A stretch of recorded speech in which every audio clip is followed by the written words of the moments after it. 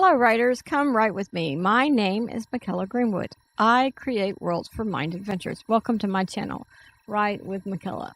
I'm very glad to have you join me. So don't forget to like and subscribe and hit the bell so you can go on this journey with me. And today should be the 18th of March. So on March 14th was my anniversary for the channel. So this is now our third year, so we're adding a third day. Today we are going to explore the world of a well-known author, Eric Arthur Blair, who wrote under the pen name George Orwell. He has written several books, including 1984 and Animal Farm. And in the episode today, we're going to discuss Chapter 1 in a book club format. I expect you have read Chapter 1 before watching this video. And the version that I read is published by Signet Classics. The copyright was 1949, and the copyright was renewed in 1977. Now, anytime writers start telling a story, they need to set up their world. And most of Chapter 1 did this. So let's go through this setting. The setting starts in April and in London. But London is not England anymore. At this point, it is now Oceania, or Oceania. Oceania, I think is what it would be. It's like ocean with I-A at the end of it. London is now in Oceania. And like I said, not in England, not in Britain. Now, the book introduces the main character as Winston Smith. Winston says something about 1300, which I took to be military time. So, I didn't know if that was an address or military time, but I think it's military time. Because he's talking about lunch or something. So he's walking down the street toward his apartment flat. It is cold. It is bleak. And Winston is going home for lunch. Instead of eating food provided in the office where he works. But he doesn't really have anything at home except tomorrow's breakfast, which I think he said was just bread or something. So he drinks gin or vodka or some hard liquor, and he drinks it on an empty stomach, just to kind of tell his stomach he has something. Now, I will admit that it took me 3 days to read this chapter. It was a very bleak setting. It was very depressing setting. So I had a hard time, but I got through it. Now, Winston gets home. He turns down the telescreen. So you can't turn it off. The telescreen states the government's message 24/7. You can't turn it off. You can change the channel. You can turn the volume down a little bit, but that's about it. So he turns it down. I think I would be putting some earplugs in if I was allowed to do that. Anyway, the telescreen can see and hear into the room. So everything is known. If you make an angry face, the telescreen can see it. A happy face, telescreen can see it. If you say something, telescreen can hear it. So in this setting, you have Big Brother, who is the government, always watching. Big Brother is always watching. The government is always watching. You also have the Ministry of Truth, Ministry of Peace, Ministry of Love, Ministry of Plenty, and each ministry has its own functions. And they call it like many true and many peace and many, instead of saying ministry of, they have their little names too. So each thing has its own functions. And it has slogans printed or repeated everywhere, or axioms, everywhere.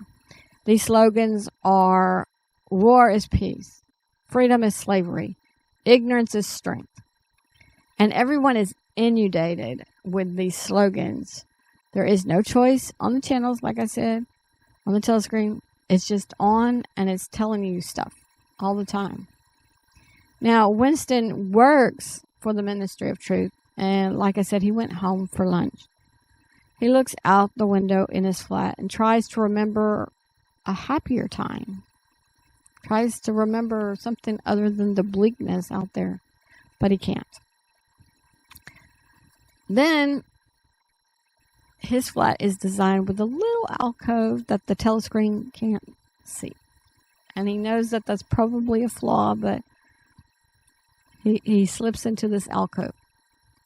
He slips in the alcove, a small table. I don't know how small it is, but I'm assuming the alcove isn't that big. And he pulls out a blank book. And it will become his journal. Now, he goes through a little bit in the story. And if you've read this, you know that he went and he was going to buy it. And he's only supposed to shop at certain stores. But he ended up at a store that he should have been supposed to go to. And he bought this book. And he's held this book and hid this book. And it's a blank book, like a journal. And he's held this book until he's ready to write in it. And he decided that he would write in it today, April 4th, 1984. And like I said, what he's doing is illegal. It was illegal to get the journal. It's illegal to write in the journal because the thought police don't allow you to think. You would think thought police would want you to think, but they actually don't want you to think. So you're not allowed to think. You're not allowed to question. You're not allowed to surmise. You're not allowed to discern. You're not allowed to do any of that stuff. But there is no law per se. It is kind of what Winston said. There's no law. But the thing is they want you to do this and this and this and this. And if you don't, then you can be punished. So it's like the law is unwritten or unspoken so that whoever is in charge can change or adapt the law at any time. So, in my opinion, this means you can break laws you didn't know existed, or the thought police could randomly accuse you of things, especially if you don't speak with newspeak. So he opens the book, and then he writes about a war movie he saw recently, maybe last week. I don't remember the timeline that he did. And he tells about the movie. Now, this movie was allowed by the thought police and Big Brother and the government. So he's kind of nervous. He's writing about things, but he's writing about the movie. But the part that's illegal is he tells about the movie, but he tells it almost like he's like outside of himself, because he starts telling the reactions of the crowd and the moviegoers. And he tells about some of the things that the movie shows. The movie shows some horrific killings of people trying to escape. The movie is graphic, according to the journal entry that you read. And the crowd is laughing and cheering everything that this person was caught and killed. And everybody's laughing and cheering. And you're thinking, this is why it was hard for me to read this chapter. Like, okay, why are people laughing? Because the thought police could turn on you at any moment, and that could be you in that boat that you get shot or whatever. So, it's just kind of discombobulating or disconcerting. Anyway, so he's writing about what happened in the movie and about the audience. And at this point, I was really wondering why it would be illegal to write about a movie the government is promoting. Now, such a movie would be traumatizing, and you would have to deal with it in some way. It grates against my soul to laugh at somebody killed, as the journal entry describes. It is very hard. Winston, however, wonders why he wrote that. because he looks at it, he reads it, and he's like, why did I write that? Because I wanted to write about the 2-minute hate session at work that recently occurred. I wanted to write about that. Why did I write about this? Winston then thinks through the work event. He doesn't write it as a journal entry, but he thinks through the work event. The employees come to a larger area. He describes some of the other employees. And on the screen, they show the face of Emmanuel Goldstein, who is the enemy of the people, and he is Jewish. The movie shows the warriors or War of Eurasia. Goldstein believes ridiculous things like freedom of speech, freedom of the press, freedom of assembly, and freedom of thought. I'm not totally sure what the film shows for the 2-minute hate, but I believe it is trying to get the people to associate freedoms with the ugly war in Eurasia they have going on. Winston, however, thinks more about the reactions of the people and how they're yelling at Goldstein on the screen. One woman even throws something at the Goldstein on the screen. And then he kind of comes more into himself. He thinks of how he hates Goldstein one moment. And then Big Brother the next. He supposes this transfer of hate is because Big Brother is more real, but he does notice the transfer of hate. And during this time, there is another coworker that actually looks at Winston in the eyes, like, I'm looking at you, in the eyes, and Winston thinks this is camaraderie. And O'Brien, his coworker, feels like he does. So he's thinking that O'Brien feels like he does. But they can never speak of it. I mean, even just looking at each other, they can't like raise their eyebrows or anything because the screen will see. They can't wink. They can't smile or whatever. They look at each other. That knowing is there, and that's all they could do. They can never speak of it. Okay, so after Winston finishes thinking on that 2-minute hate in the office, and that's what it's called, 2-minute hate, because you're supposed to hate that Goldstein. He looks down in his journal and finds that he has written in all caps, down with Big Brother, multiple times. Down with Big Brother, down with Big Brother, down with Big Brother. And he starts to panic. And he wants to rip the pages out. And he wants to destroy the pages. But whatever he does or doesn't do, he would be in big trouble with the thought police. He starts an inner dialogue and that he writes in the journal. And so you get to read the inner dialogue. And it says, they will shoot me. I don't care. They will shoot me. I don't care. They will shoot me in the neck. I don't care. Then, knock, knock, knock. Winston is startled. And he knows he can't delay in opening the door. He pauses only seconds. And that, my friends, is the end of chapter 1. Now, at that point, I was engaged with the story, and of course, I'm at the beginning, so I don't think he will be shot yet. For me, I would not like the noise constantly going. I'm very sensitive to the noise. I have earplugs I wear to the A&M games and to bed, but could I wear them in this society? Maybe if I got in the alcove and I put them in, and then I put my hair to where you couldn't see them, maybe I could wear them in this society. So, leave a comment on if you were one of those people that always have to have the TV on or the radio on just for some noise. Now, I've met people like this. Nana used to have the TV on. I'm like, why are you watching this? She's like, oh, I'm not watching. I just have it on for the noise. Okay. And she had it on all the time. But I don't like the noise. I like to think. I like to be in my head. And so that's the difference. So leave a comment on if you always have the TV on or you always have the radio on. My coworker at work, she always has the little foot heater on. And she says that it's because of the noise. Just that little whirring sound. She likes to have that noise there. Leave a comment on if you hear the same slogan over and over and over all day, every day. If you think you would eventually be brainwashed, or somehow your brain is like a steel box and you wouldn't be brainwashed.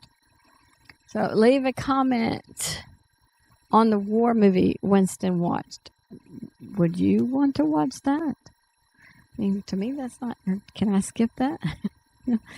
I saw that movie last week. I don't want to see this week's movie. Let's go. But I wouldn't want to see it. So leave a comment on the 2-minute hate. Now, if Winston could transfer his hate from Goldstein, could he also transfer it to someone in the room? I mean, wouldn't they be more real than Big Brother? Also, leave a comment on if you would have gone home for lunch. If your job had free food and you had nothing to eat at home except tomorrow's breakfast, would you have gone home?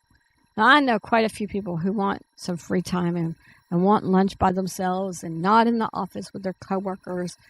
When I was at HCAD, there were several people that they would just leave out of the building and they would walk in the parking garage, walk and walk and walk. And they put their little earbuds in and they just wouldn't be with people. They wanted to be time away from people and stuff like that. So, leave that comment. If your job had free food, would you stay or do you still want to be by yourself for a little bit? I hope you enjoyed the first chapter of 1984, or at least you made it through it. Now, if you read the first chapter, you probably understand the picture on the front cover. So you see the picture right there. Big Brother is watching. He sees and records your every move, your facial expressions, everything. Thus the large I. Okay, reading is good for writers. It helps us see how other people create their worlds. So, go read chapter 2. Join me Friday for Princess of Norwin and Steigergard. Join me Tuesday for a review of all the terms we discussed in Season 4. Join me Wednesday for Chapter 2 of 1984. Leave a comment if you have an idea for a writing prompt or on a term you would have me discuss or your favorite term so far. There's so many words and ideas. Or you could leave a comment on the next book club book for us to read together. I found in my room Pride and Prejudice. So I have that book too. So we could read Lord of the Flies, Pride and Prejudice, whatever. So leave those comments, and if you would prefer Pride and Prejudice before Lord of the Flies, we could do that.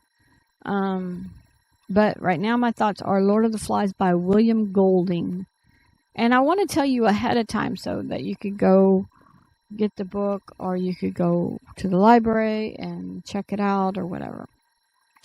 Don't forget to visit my website, bymckella.com. Read some character bios. Send your writings and chapters to writewithmckella@gmail.com. Leave comments on your favorite characters. If you hit the like and subscribe and the bell, then we will continue to write together, and other people will have a higher chance of finding this video and this channel, since your likes will push the video out to a greater audience. Thank you for joining me today. I really appreciate your participation. If you know someone who would like this video, please share it with them.